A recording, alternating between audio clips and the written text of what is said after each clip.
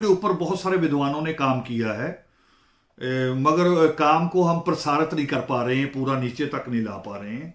एक इतिहास की बात ये समझ लीजिए कि इतिहास में हमेशा सारा कुछ स्थायी नहीं रहता, बहुत चीज़ें बदलती हैं। जो मुगल काल में जो लोग उस वक्त सत्ता में थे और उन्हीं में से उसी परिवार की एक बहू उसी लाल किले के बाहर फट्टा लगा के चाय बेचती है। तो ये चीज़ें धीरे धीरे कभी कभी बदलती अदलती रहती हैं। तो रहती, मगर मैं इसमें आपके सवाल का जवाब जैसा आपकी मंशा है उसी हिसाब से कहूँगा। इसके ऊपर बहुत सारे लोगों ने काम किया है। एक मैगजीन छपता रहा है जो रमणका गुप्ता जी के यहाँ से छपा है, मल मूत्र ढोता भारत, युद्धरत आम आदमी। उसमें एक अंक था मल मूत्र ढोता, है ना, भारत। हाँ, उसमें उसमें बहुत सारे विद्वानों का जिक्र आर्टिकल्स हैं। और एक हमारे एक राइटर हैं संजीव खुद शाह, उनका भी एक किताब है सफाई कामगार के ऊपर।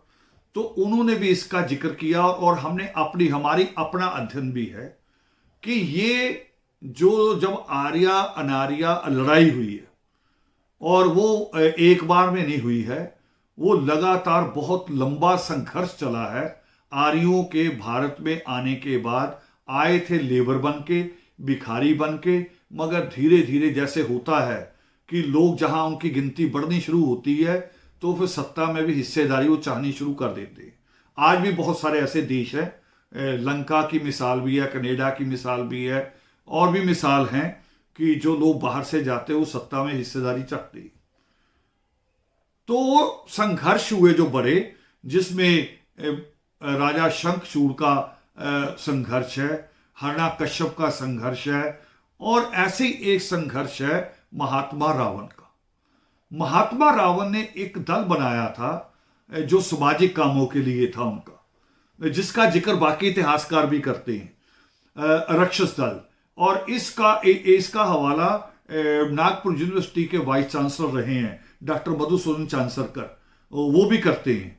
और इसी चीज का हवाला दलितों आदिवासियों में एक बहुत बड़े विद्वान कंगाली जी, उन्होंने भी अपनी रिसर्च में इसका जिक्र किया है। तो महात्मा रावण उन्होंने एक दल बनाया जिसका नाम था राक्षस दल। और राक्षस दल का काम था भी सामाजिक कुरीतियों को खत्म करना। जैसे मैं अभी कह रहा था, अनपढ़ता, अंधविश्वास और नशाखोरी के खिलाफ हम काम कर रहे हैं। मगर महात्मा रावण का काम थोड़ा बड़ा था। उनका काम थोड़ा बड़ा था तो वो यज्ञ को भी रोकते थे। और यज्ञ रोकने की बात सृष्टिकर्ता वाल्मीकि दयावान भी कहते हैं। सृष्टिकर्ता वाल्मीकि दयावान पावन योग शिष्ट में लिखते हैं कि जो लोग घर बार छोड़ देते हैं, एक लाइन, जो लोग अपना भेष बदल लेते हैं, दूसरी लाइन, जो लोग अपने ऊपर राख मल लेते हैं, तीसरी लाइन, जो लोग बड़े बड़े तप लगा के बैठ जाते हैं। ऐसी उन्होंने पूरी एक एक लाइन में डिफाइन किया इस पूरे पखंड को। उन्होंने फिर लास्ट में लिखा कि ये सारे पखंड है। पावन योग शिष्ट में वो कहते हैं कि ये सारे पखंड है। क्यों? क्योंकि जितनों ने घर को छोड़ा वापस उनको घरों में ही आना पड़ा। महात्मा बुद्ध घर छोड़ के गए, आए वापस फिर वहीं। जिसने भी घर छोड़ते हैं आते वहीं हैं। तो सृष्टिकर्ता वाल्मीकि दयावान कहते हैं कि आपको अगर कुछ भी प्राप्त करना है, इसमें एक लाइन लिखते, बहुत बढ़िया लाइन है जो किसी धर्म ग्रंथ में नहीं आती। वो कहते कि ऐसा सोचकर दुखी ना हो कि भाग्य का लिखा, जिसको पंडित कहता कि भाग्य पक्का है आपका, उसको सृष्टिकर्ता वाल्मीकि दयावान कहते हैं कि ऐसा सोचकर दुखी ना हो कि भाग्य का लिखा मिटाया नहीं जा सकता। अधिकार दे रहे हैं आदमी को। और उसकी अगली बात क्या कहते हैं? वो कह रहे कोई मंत्र नहीं है इसके लिए, एक 4 शब्द बोलते हैं मिटाने के लिए। वो कहते हैं पुरुषार्थ ही दैव है, यानी मेहनत ही भक्ति है। आप मेहनत करो तो जो चाहो वो कर सकते हो। और इसी में महात्मा रावण विश्वास रखते थे। महात्मा रावण कहते थे कि अगर आपको मन की शांति भी चाहिए, अगर आपको ध्यान भी लगाना है तो एक कोना भी बहुत है, उसके लिए पखंड करने की क्या जरूरत है। बड़ा सा हवन कुंड बना के उसमें लकड़ी डालना, देसी घी डालना, ड्राई फ्रूट डालना, और धीरे धीरे लालसा इतनी बड़ी कि पहले छोटे छोटे जीवों की हत्या, फिर इंसान को पकड़ के भी जिसका जिक्र चंद्रिका प्रसाद जिज्ञासु भी करते हैं। नाग यज्ञ को पढ़ेंगे तो उसमें आता है जिक्र। नाग यज्ञ का अर्थ था जो हमारे लोग नागवंशी थे इस देश के, वो जो नागवंशी थे उनको पकड़ के भी उस यज्ञ में कत्ल किया जाता था, उनकी आहुति दी जाती थी, बलि दी जाती थी। तो महात्मा रावण का राक्षस दल इन सारी कुरीतियों को रोकता था। मैं बड़े सिंपल से बच्चों से कहता हूं इसको समझने के लिए, और आज भी कह रहा हूं आपके माध्यम से, कि जैसे किसी ने अपने घर के बाहर दरवाजा लगाया, या दरवाजे के बाहर एक दो वो पेड़ी सी बना ली, सीढ़ी बना ली, और एक शराबी निकला और उस नई नई बनी सीढ़ी में लात मारी या मोटरसाइकिल मारा, तोड़ दी, तो हम कहेंगे शराबी गलत है। मगर उसी सीढ़ियों को आके अगर नगर पालिका का अधिकारी गिरा दे, पंचायत का सचिव आके गिरा दे, तो फिर किसे जायज और नजायज माना जाएगा? फिर नजायज माना जाएगा, उन सीढ़ियों को बाहर तक गली घेरने वाली बात मानी जाएगी, और जायज माना जाएगा अधिकारी को। तो महात्मा रावण जैसा विद्वान जिसका कोई मुकाबला नहीं था विद्वता में भी, और उनके लास्ट में लिखा है महात्मा रावण की शहादत से पहले वो रिसर्च कर रहे थे बिजली, जो आज बिजली है, कि इसको कंट्रोल कैसे करना है, और एक रिसर्च कर रहे थे अंतिम समय में कि सोने में से महक भी आनी चाहिए चमक के साथ साथ। तो महात्मा रावण जैसा विद्वान अगर यज्ञ रोकने की बात कहता है तो इसका मतलब यज्ञ गलत है, और यज्ञ गलत है ये कितनी बार साबित करना है? ये तो सिर्फ भारत का मानसिकता उसको नहीं मानने को तैयार नहीं हो रही, नहीं तो यज्ञ से कभी कुछ नहीं हुआ। कितनी बार यज्ञ करते क्रिकेट की टीम जीत जाए और टीम हार के आ जाती है।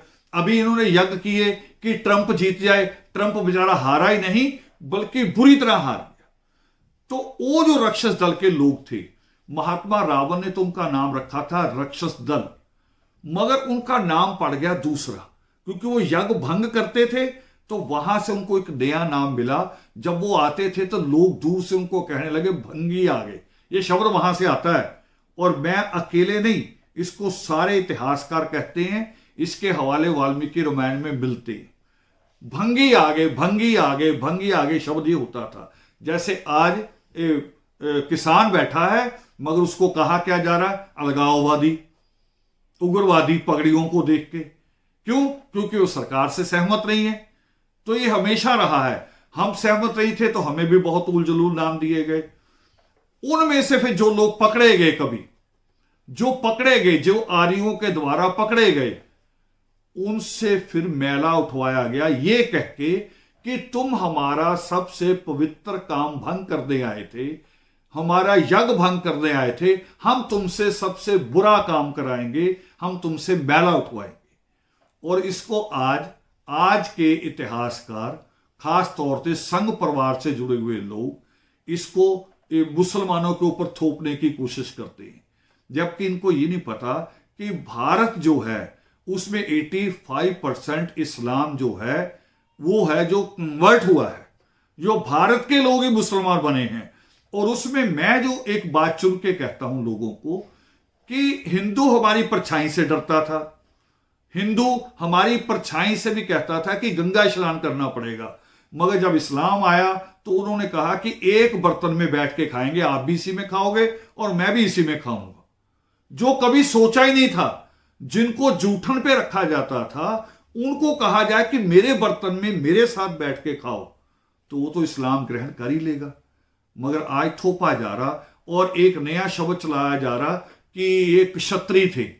अगर क्षत्रिय थे तो मैं ताजा मिसाल देना चाहता हूं हाथरस की, हमारी बेटी मनीषा का बेरहमी के साथ कत्ल हुआ, तो फिर वहां का जो ठाकुर समुदाय क्षत्रिय हुआ ना, शब्द लग है, तो वो तो हमारे साथ खड़ा होना चाहिए था। वो हमारे खिलाफ क्यों खड़ा है?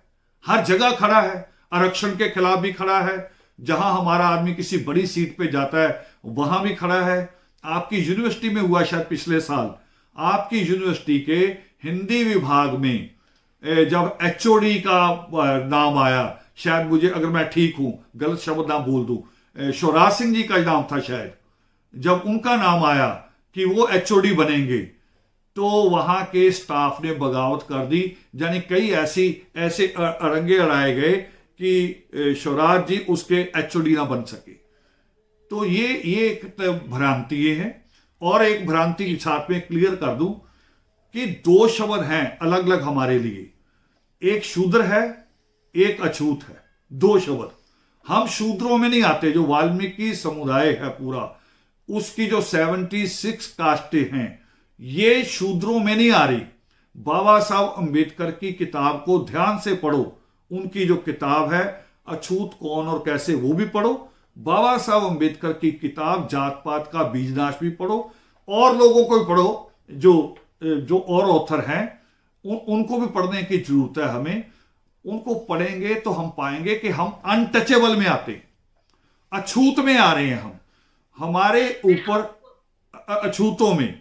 तो हमें क्षत्रियों में आज वोट की गिनती बढ़ाने के लिए ये दुष्प्रचार, पहले दुष्प्रचार अमित चंद शर्मा के नाम से हुआ और अब दुष्प्रचार हो रहा है क्षत्रिय शब्द के साथ। अमित चंद शर्मा की बात मुझे याद आके दो बातें बीच में कह दूं, छोटी सी बात है। एक तो 650 साल पहले आज से रविदास जी हुए, और रविदास जी का एक श्लोक है, रविदास जी का श्लोक जो बकायदा प्रमाणिक है। एक तो होता ना श्लोक प्रमाणिक नहीं है, रविदास जी का ये श्लोक बकायदा प्रमाणिक है।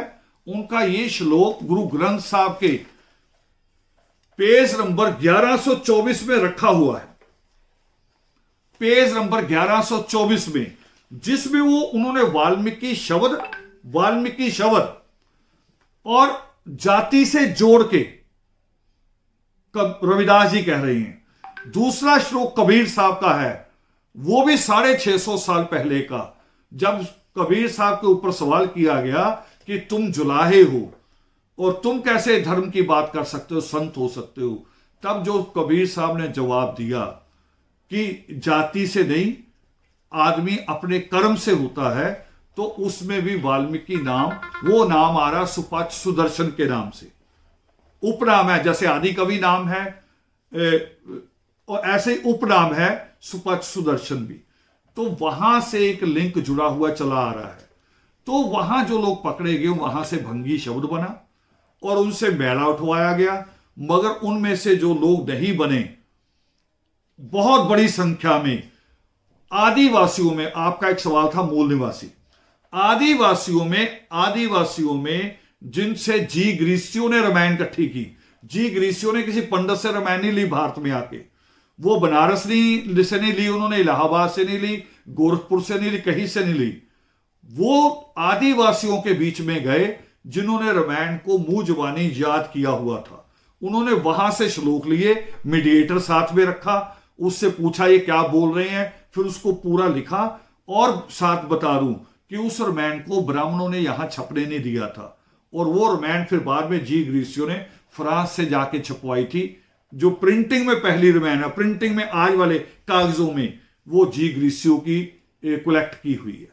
तो ऐसे हमारा नाम भंगी पड़ा, मगर उसका एक बड़ा हिस्सा हमारा जंगलों में चला गया, जो वाल्मीकि भील कहलाते हैं, शबरी भील भी कहलाते हैं, मांग और मतंग भील भी कहलाते हैं। मांग और मतंग एसटी भी है, एससी भी है। वाल्मीकि शब्द एससी में भी मिलेगा, एसटी में भी मिलेगा, ओबीसी में भी मिलेगा, साउथ में जाके कर्नाटका में। इसलिए हम कहते हैं कि वाल्मीकि नाम और दलित जातियां भी हैं बीच में, मगर जवाब इसलिए जरूरी था, उसलिए मूल निवासी इसलिए लिखा था हमने कि जब वाल्मीकि शब्द पे बार बार सवाल किया जा रहा था, हमारे बिल्कुल कच्चे दिमाग के बच्चों को गुमराह किया जा रहा था, उस वक्त हमें ये छापना पड़ा कि वाल्मीकि मूल निवासी, और बकायदा प्रमाणों के साथ। मैंने उसमें बहुत सारे प्रमाण दिए हैं, हालांकि इसके ऊपर पूरी किताब अलग से आनी चाहिए।